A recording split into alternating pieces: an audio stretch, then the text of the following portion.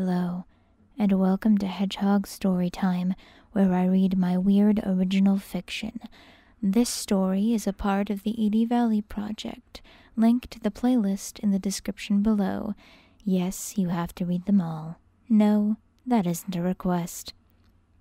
So, I wrote today's story mostly just because until about 5 seconds before he appeared, I did not know what I was going to do with the character of Victor West. I had a vague idea of having an inventor-type character to round out the cast of St. Adelaide's, but I didn't necessarily know what I wanted him to be or what I wanted his shtick to be until about 2 seconds before I wrote him in. So this story was really just mostly for me to get in touch with who Victor was as a character. But it also came about because I just had this funny-ass idea for this line that Doug could say. Because I'm always coming up with funny-ass lines for Doug to say. It's a bit shorter and it's a bit funnier, but there are still some important details in it, so do keep an eye out as usual. So without further ado, here is Doug Bailey's romance lesson for the day. All right, Victor. Doug sat on one of the graffitied wooden tables in the shop, looking terribly disappointed. What have we learned today? To not stick my dick in, to not stick your dick in crazy. That's right. Even from the height provided by the tall surface, Victor was still taller than Doug, yet he somehow managed to appear smaller. Doug had always described him as a 5'4" dork with glasses stuck in the body of a bear. This was a much better way to put it than anything I could have come up with, so thank you, Doug. I mean, dude, you know I've got your back, right? Doug continued, to which Victor nodded sheepishly. If this was any other girl, any girl at all, I'd say go for it. Anything to take your mind off of, whatever that is. He took a brief peek beneath the tarp, the thing that Victor had been working on, and shuddered a little. But this is Abigail Four Eyes Hodge we're talking about. She's batshit bananas weird. I mean, the creepy rants about death and stuff, the pervy comments, and you can't tell me you haven't heard the crazy-ass laughter when she's all alone in the library. It's not so bad, Victor insisted, shrugging. It's kind of cute. Doug looked horrified. Oh, you may think so now, he recovered, but what if things go south? What do you think would happen if you tried to break up with her, 3 words for you. Crazy bitch X. He counted on his fingers and held them up for Victor to see. Okay, I get it. Do you want to be the next reality TV star? I got it! Douglas Bailey? A new voice asked from behind them. The 2 boys turned towards the door, where a woman in a lab coat was waiting expectantly. She was one of the on-site psychiatrists, whose job was supposedly to keep an eye on students and monitor their mental health. No one who actually went to St. Adelaide's believed that for a second. Doug's right wrist twitched involuntarily. He sighed. Already? Didn't we just do this last week? The woman just stared at him. Yeah, I'm coming. Victor wondered why they always came for Doug. He had wondered for a long time. Sometimes they came for others, a select few, but it seemed like they were always coming for Doug. Victor had long since stopped trying to talk to him about it because he either wouldn't or couldn't say anything. But still, he wondered and worried. Don't forget the lesson, all right? Doug pointed back to Victor. And don't do anything I do. Victor nodded. You got it. He glanced warily at the psychiatrist. And let me know when you're back at the dorm, yeah? I'll text you. Doug smiled and waved as he turned and allowed the psychiatrist to lead him away, but there was something terribly pained and hesitant about it. Victor didn't like it, whatever it was. The shop door closed, and Victor stood frozen in his thoughts for a moment. Confusion and worry pressed into his features.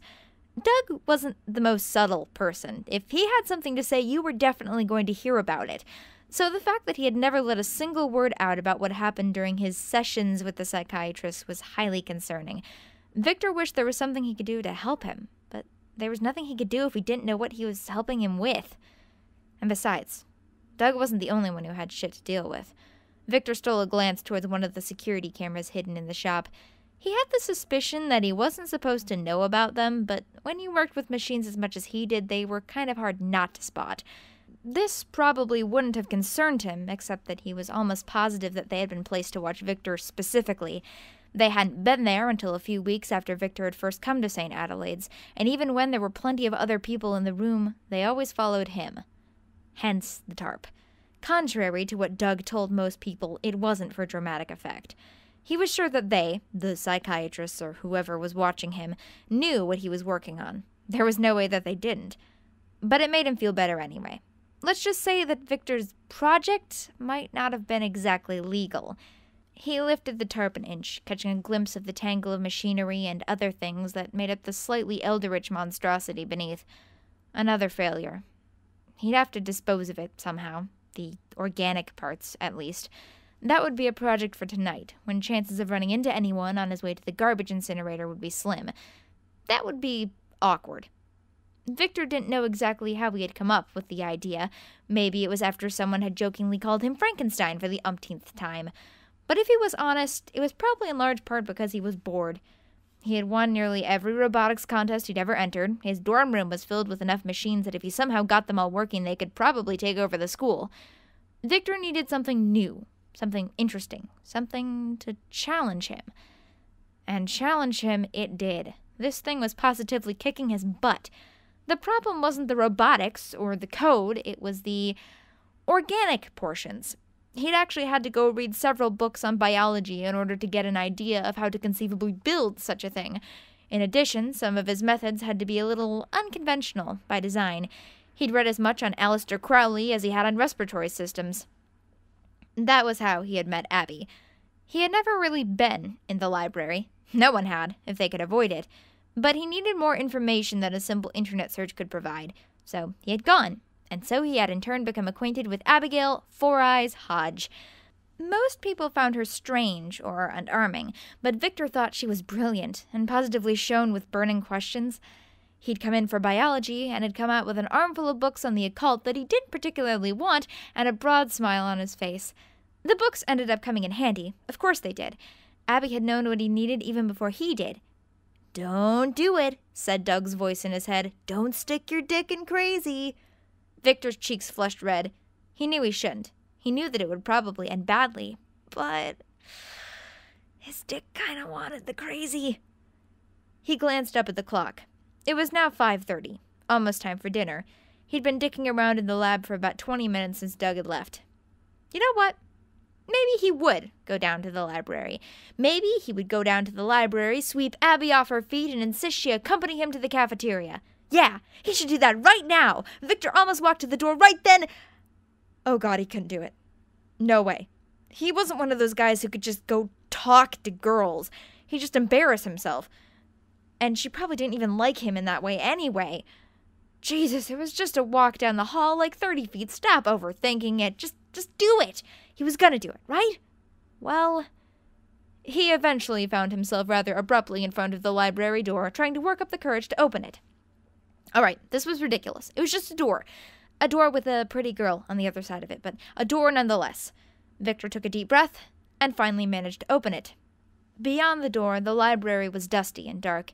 The sun had already set, and the only light came from the flickering bare bulbs hanging from the ceiling. The room was dead silent and seemed abandoned. "Abby?" Victor called, his voice sounding small against the tide of books. There was silence for a moment, and Victor almost lost his nerve and turned to leave, but then a face appeared over the railing on the second story above. "Oh, hello, Victor." Abigail smiled broadly, her braids falling over the metal beam. "Are you back for more books?" Her boots tapped down the spiral staircase to the main level before she meandered through the maze towards him. "Actually, I was kinda—" "Oh, I've been reading this great book about the importance of death in ancient mythology."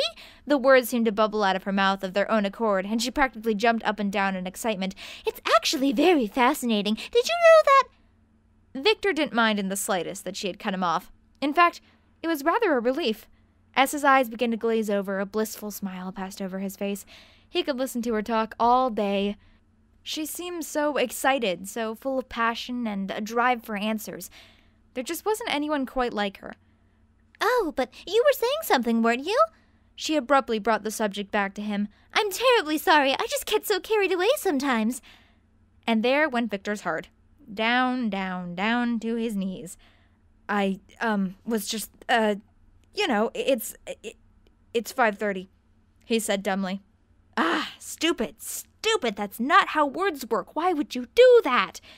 "Yes, it is," she nodded, waiting for him to go on. I was wondering if maybe, you wanted to—" He sighed. wanted to walk down to the dining hall with me? He cringed, waiting for the inevitable rejection. I've got time, she muttered to herself. All right, I'd like that. Victor briefly wondered where she could possibly have to be, but shrugged the thought off. Maybe it was a club or something. All that mattered was that she said yes. Holy crap, what a development. But wait, did this mean that she liked him, or was this just a friendship sort of walk? Oh no.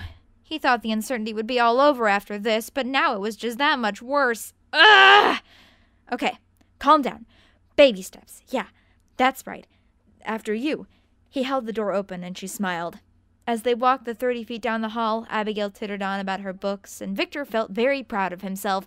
He talked to a girl. He'd offered something to a girl and she'd said yes. This was officially the best day ever. Screw you, Doug. Victor did what he wanted.